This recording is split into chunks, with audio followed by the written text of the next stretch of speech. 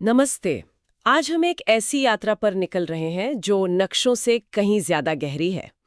हम ये समझने की कोशिश करेंगे कि भूगोल यानी ज्योग्राफी सिर्फ पहाड़ों और नदियों की कहानी नहीं, बल्कि इंसानी सभ्यता के विकास और चुनौतियों की कहानी कैसे लिखता है। बिल्कुल।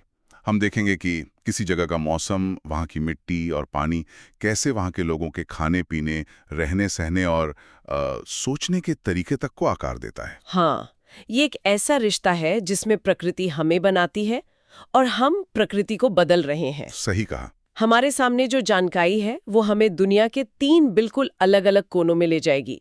नॉर्थ अमेरिका के घास के मैदान, साउथ अमेरिका के घने जंगल और भारत के विशाल मैदानी इलाके। जी। तो हमारा मिशन क्या है? हमारा मिशन है ये पता लगाना कि इन जगहों की ज्योग्राफी ने वहाँ के जीवन को एक यूनिक पहचान कैसे दी। तो चलिए इस कहानी को परत दर परत खोलते हैं। चलिए शुरू करते हैं। और सबसे पहले पूरी पृथ्वी को एक नज़र में देखते हैं। हमारे सामने पृथ्वी का एक ग्लोब है जिस पर कुछ रंगीन पट्टियां बनी हुई हैं। ये देखने में तो सुंदर लग रही हैं, लेकिन इनका मतलब क्या है?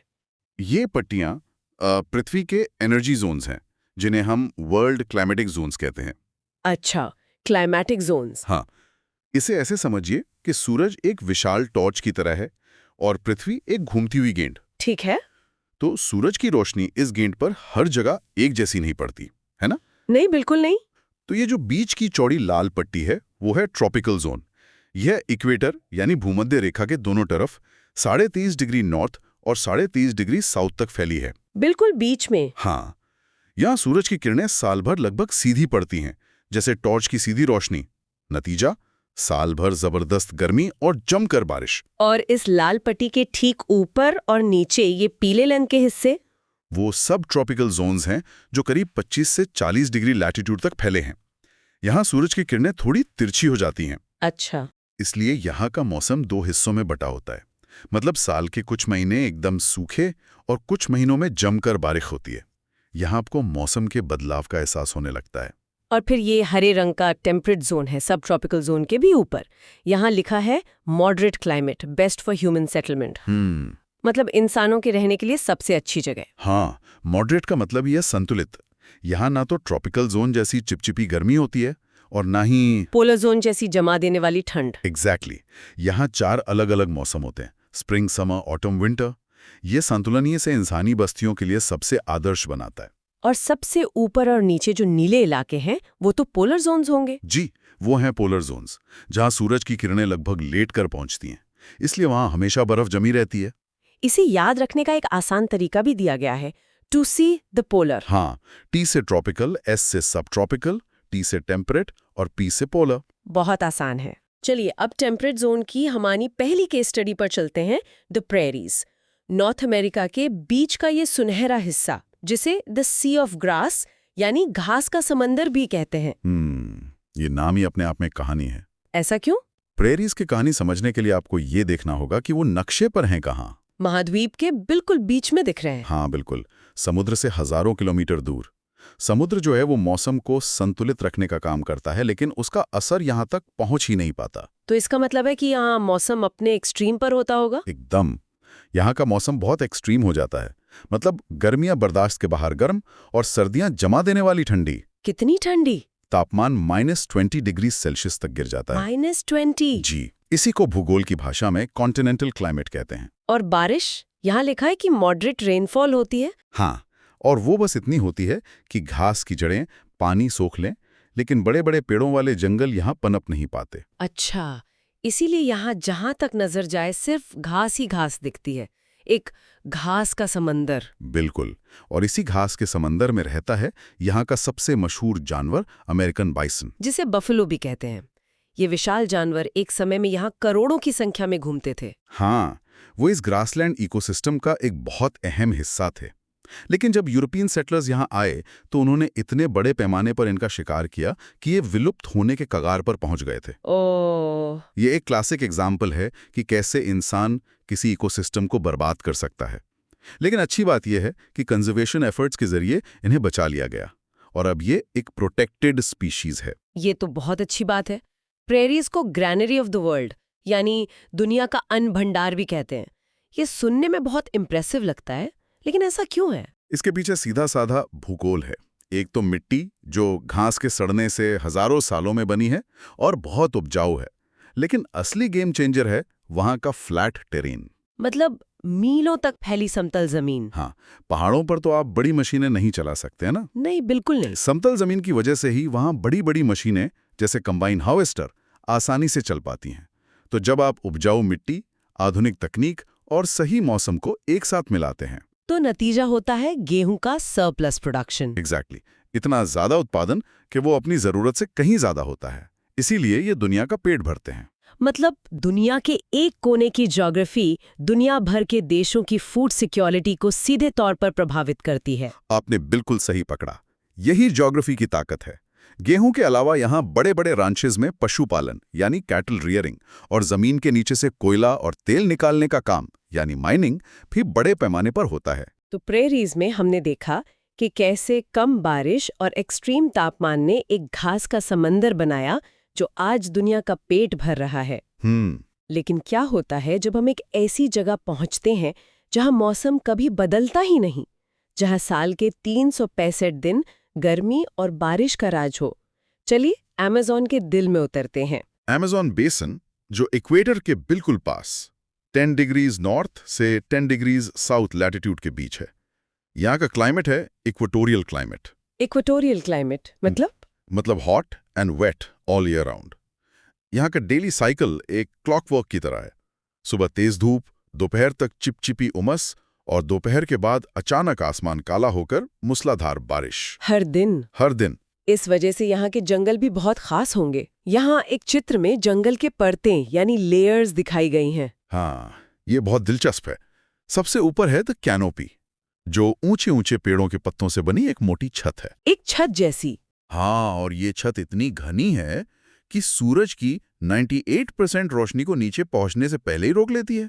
एक मिनट, 98%? इसका मतलब जंगल की जमीन यानी फॉरेस्ट फ्लोर पर तो लगभग हमेशा अंधेरा रहता होगा। बिल्कुल। फॉरेस्ट फ्लोर एक परमानेंट टॉयलेट जोन है जहां हमेशा अंधेरा और नमी रहती है। तो वहां जीवन कैसा होता है? इसी वजह से यहां जीवन की दो अलग अलग दुनियाएं एक साथ चलती हैं। कैनोपी में जहां रोशनी है वहां आपको रंग बिरंगे टूकान और मकौ, पेड़ों पर लटके हुए स्लॉथ और तरह तरह के बंदर मिलेंगे। और नीचे अंधेरे में? और नीचे फॉरेस्ट फ्लोर के अंधेरे में टैपीर, विशाल एनाकोंडा और मगरमच्छ जैसे शिकारी रहते हैं। पिराना जैसी मछलियां भी हैं। मतलब एक ही जंगल में दो अलग अलग दुनियाएं। ये तो वाकई कमाल है। और इसी माहौल में यहाँ के इंडिजिनस लोग रहते हैं मलोका नाम के घरों में। इन घरों की छतें बहुत ढलान वाली क्यों हैं? ये अडैप्टेशन का एक बेहतरीन उदाहरण है। रोज होने वाली भारी बारिश से बचने के लिए वे ऐसी स्टीप स्लैंटिंग रूफ बनाते हैं ताकि पानी एक पल भी छत पर न रुके और तुरंत बह जाए। बहुत क्लेवर है। उनका जीवन पूरी तरह से जंगल पर निर्भर है। शिकार, मछली पकड़ना और एक खास तरह की खेती जिसे स्लैश एंड बर्न कहते हैं। लेकिन स्लैश एंड बर्न को तो अक्सर डिफॉरेस्टेशन से जोड़ा जाता है। क्या ये हमेशा डिस्ट्रक्टिव ही होता है? ये एक बहुत जरूरी सवाल है। जब इंडिजिनस कम्युनिटीज इसे छोटे पैमाने पर करती हैं तो ये सस्टेनेबल हो सकता है। वे जंगल के एक छोटे हिस्से को साफ करके राख को खाद की तरह इस्तेमाल करते हैं, कुछ साल खेती करते हैं और फिर उस जगह को सालों के लिए खाली छोड़ देते हैं ताकि जंगल वापस उग सके। अच्छा। समस्या तब आती है जब बाहरी कंपनियां बड़े पैमाने पर सिर्फ मुनाफे के लिए जमीन खाली करने के लिए इसे इस्तेमाल करती हैं। और यही हमें अमेज़न के सबसे बड़े खतरे पर लाता है, डिफॉरेस्टेशन। एक तस्वीर में जंगल का एक बड़ा हिस्सा कटा हुआ और जमीन बंजर दिख रही है। हाँ, इसका नतीजा बहुत खतरनाक होता है। जब पेड़ कट जाते हैं तो उनकी जड़ें मिट्टी को पकड़कर नहीं रख पाती। फिर जब तेज बारिश होती है तो जमीन की सबसे उपजाऊ परत टॉप सॉइल पानी के साथ बह जाती है और हरी भरी जमीन बंजर बन जाती है। बिल्कुल। और हमें ये नहीं भूलना चाहिए कि अमेज़न को लंग्स ऑफ द अर्थ यानी पृथ्वी के फेफड़े कहा जाता है। मतलब ये सिर्फ ब्राजील या पेरू की समस्या नहीं है, ये हम सबकी समस्या है। ये जंगल हवा से कार्बन डाइऑक्साइड सोख कर हमें ऑक्सीजन देते हैं। सही कहा। इनका कटना मतलब ग्लोबल वार्मिंग का बढ़ना। अमेज़न का भविष्य हमारे ग्रह के भविष्य से सीधे तौर पर जुड़ा है। तो एक तरफ प्रेरीज की सूखी जमीन है जो दुनिया को अनाज दे रही है और दूसरी तरफ अमेज़न के नम जंगल हैं जो दुनिया को सांस लेने के लिए हवा दे रहे हैं। अब हम अपनी आखिरी केस स्टडी पर आते हैं जो इन दोनों के बीच का एक संतुलन जैसा लगता है, द गंगा ब्रह्मपुत्र बेसिन। हाँ, एक सब ट्रॉपिकल इलाका। ये 10 डिग्रीज नॉर्थ से 30 डिग्रीज नॉर्थ लैटिट्यूड के बीच है और इसकी ज्योग्राफी में जबरदस्त वैरायटी है। वो कैसे? उत्तर में दुनिया की सबसे ऊंची पर्वत श्रृंखला हिमालय है। बीच में गंगा, ब्रह्मपुत्र और उनकी सहायक नदियों से बने विशाल और उपजाऊ मैदान हैं। और दक्षिण में, जहां ये नदियां समुद्र से मिलती हैं, वहां बनता है दुनिया का सबसे बड़ा डेल्टा, सुंदरबंस डेल्टा। इन मैदानों में ऑक्सबो लेक्स का जिक्र है। ये क्या होता है? जब नदी मैदानी इलाके में बहती है तो वो आलसी होकर सांप की तरह मुड़कर चलती है। अच्छा। कभी कभी बाढ़ के दौरान नदी अपना रास्ता छोटा करने के लिए सीधा बहने लगती है और अपना पुराना घुमावदार रास्ता छोड़ देती है।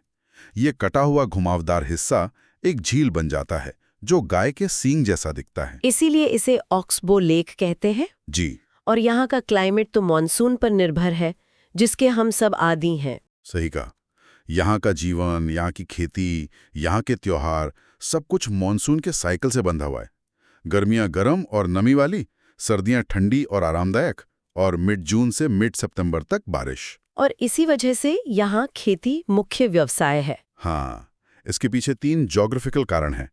पहला, हिमालय से आने वाली नदियाँ अपने साथ जो बारीक और उपजाऊ मिट्टी लाती हैं, उसे अलुवियल सॉइल कहते हैं, जो खेती के लिए सोने जैसी है। बिल्कुल।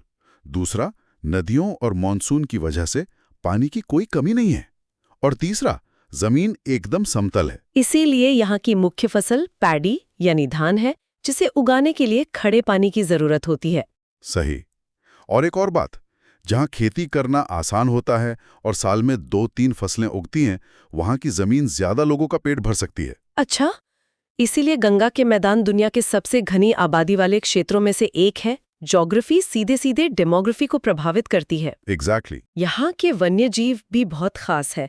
एक सींग वाला गैंडा, रॉयल बंगाल टाइगर और एक अंधी डॉल्फिन। हाँ, असम के काजीरंगा में 1 हॉर्न राइनोसरस, सुंदरबंस के मैंग्रोव जंगलों में रॉयल बंगाल टाइगर और गंगा नदी में मीठे पानी की गेंजेटिक डॉल्फिन। ये डॉल्फिन अंधी होती है। हाँ, और आवाज के तरंगों यानी एको लोकेशन से अपना रास्ता खोजती और शिकार करती है। इसे सुसु भी कहते हैं। लेकिन यहाँ भी एक बड़ी चुनौती है, नदी प्रदूषण। और यहीं पर वो अंधी डॉल्फिन एक महत्वपूर्ण भूमिका निभाती है। वो एक इंडिकेटर स्पीशीज है। इंडिकेटर स्पीशीज, इसका क्या मतलब है? इसका मतलब है कि उसकी सेहत से पूरे इकोसिस्टम की सेहत का पता चलता है। ये डॉल्फिन सिर्फ साफ पानी में ही जिंदा रह सकती है। अगर नदी में प्रदूषण ज्यादा है तो ये वहां नहीं रह पाती। मतलब इनकी घटती संख्या एक चेतावनी है, एक अलार्म है कि हमारी नदियां बीमार हैं। बिल्कुल सही। तो अगर हम तीनों जगहों को साथ रखकर देखें तो एक पैटर्न साफ दिखता है। प्रेरीज में सरप्लस गेहूं, गंगा में धान और घनी आबादी, और अमेज़न में घने जंगल। हर कहानी भूगोल से ही शुरू हो रही है। और हर कहानी में इंसान का किरदार भी है। हम इन एनवायरनमेंट्स के हिसाब से खुद को ढालते हैं, जिसे हम एडेप्टेशन कहते हैं। जैसे मल्लों का घर बनाना। हाँ, लेकिन हम इन एनवायरनमेंट्स को बदल भी रहे हैं। यहीं पर कंजर्वेशन यानी संरक्षण की जरूरत पड़ती है। जैसे अमेरिकन बाइसन को बचाना या अमेज़न को कटने से रोकना। और इन दोनों के बीच का संतुलन ही सस्टेनेबिलिटी है। यानी हम अपनी जरूरतों को इस तरह पूरा करें कि आने वाली पीढ़ियों के लिए भी ये संसाधन बचे रहें, चाहे वो गंगा को साफ करना हो या प्रेरीज की मिट्टी को बचाना हो। अंत में ज्योग्राफी सिर्फ नक्शों और जगहों का अध्ययन नहीं है। Geography is the study of our home. ये हमारे घर की कहानी है और हमें इसकी रक्षा करनी होगी। आज की इस गहरी पड़ताल के बाद एक सवाल सोचने के लिए छोड़ जाते हैं। हम जो खाना खाते हैं, जो कपड़े पहनते हैं या जो सामान इस्तेमाल करते हैं, वो दुनिया के इन अलग अलग क्षेत्रों से कैसे जुड़ा है? और हम अपनी रोजमर्रा की जिंदगी में ऐसे कौन से छोटे छोटे चुनाव कर सकते हैं जो इन अनमोल जगहों को बचाने में मदद करें?